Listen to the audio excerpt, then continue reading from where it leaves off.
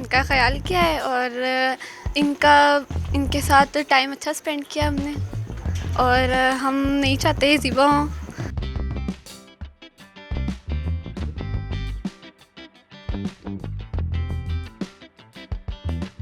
सब ने मिल के सजाया और हमारे भाई ने भी सजाया।